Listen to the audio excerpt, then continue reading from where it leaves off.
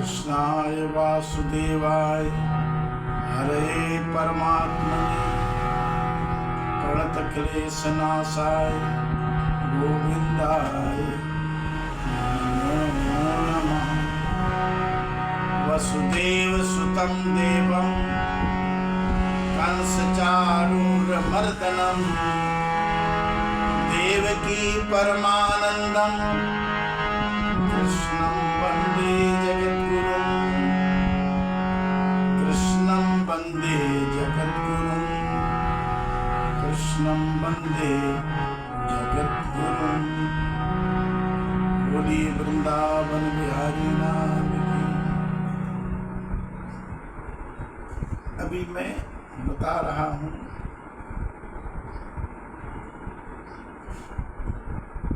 व्यक्ति को अपने जीवन में जिंदगी का विभाजन करना चाहिए। कितने समय तक ये करना है, फिर कितने समय तक ये करना है, कितने समय तक संसार में रहना, कितने समय तक संसार, कितने समय के बाद संसार से अलग हो जाना है। अलग होने का ये नहीं मतलब है कि घर छोड़ देना। अलग होने का ये भी मतलब है कि हम अपनी सारी जिम्मेदारियों से अलग हो गए। जैसे परिवार हो गया, बच्चे हो गए, तो उसके बाद से करने धरने की सारी जिम्मेवारी बच्चों पर ही सौंप देना चाहिए।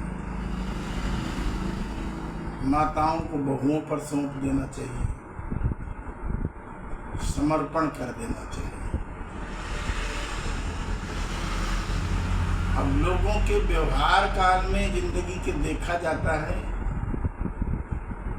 आसक्ति के कारण वो समर्पण नहीं कर पाते। ये मैं दूसरे के जिम्मे क्यों करूँगा, ये मैं दूसरे के जिम्मे नहीं कर सकता। धन का हिसाब किताब दूसरे के जिम्मे नहीं कर सकता, घर का हिसाब किताब दूसरे के जिम्मे नहीं कर सकता। ऐसा ही करते करते उनकी जिंदगी बीतती है। फिर उनका जब शरीर छूट जाता है तो जो वे बच्चों के प्रति, बहुओं के प्रति जो वे विवाद छोड़ जाते हैं, उस विवाद के कारण फिर आपस में झगड़ा होता है। तो दूसरे के लिए झगड़ा छोड़ जाना ये कोई बुद्धिमानी नहीं है। ये कोई बुद्धिमानी नहीं है कि दूसरे को झगड़े में डाल जाना। दूसरे का हिसाब किताब गुरु शिष्यों का भी ऐसा देखा जाता है कि वे सारी जिंदगी अपने ही जुम्मे सब कुछ रख करके खुश हैं, किसी के जुम्मे कुछ नहीं करेंगे। कोई उनको सलाह सुझाव भी दे तो भी उनको अच्छा नहीं लगता। और इसके मूल में केवल आसक्ति ही होती है और दूसरी कोई बात नहीं होती। आसक्ति ये होती है मैं ही करूं ये सब, मैंने ही करना है, दूसरे नहीं कर पाएंगे, या दूसरे कर भी पाएँ तो हमने उनके जुम्मे नहीं सौंपना, उनके जुम्मे कुछ नहीं करना है।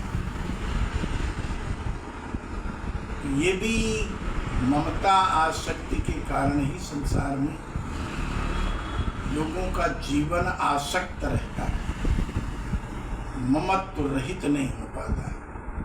और ममत्व रहित न होने के कारण एक बड़ी भारी हानि वो ये होती है कि मरने के बाद जिन व्यक्तियों में, जिन वस्तुओं में मरने के समय, जिन व्यक्तियों में, जिन वस्तुओं में हमारी आसक्ति होती है, उनका चिंतन ही लेकर के ये जीवात्मा शरीर को छोड़ता है। और फिर आवागमन के कारण आवागमन फिर उसका मिटता नहीं, आवागमन वो बना रहता है दूसरे जन्म में जा कर के भी। अब दूसरे जन्म में किसी योनि में जाता है कर्मानुसार, ये भी कुछ निश्चित नहीं। तो इसलिए उनका जीवन ऐसे समझ लो, जीते भी अंधकार में और शरीर छोड़ते तब भी अंधकार में। बोलो वृंदावन बिहारी लाल की।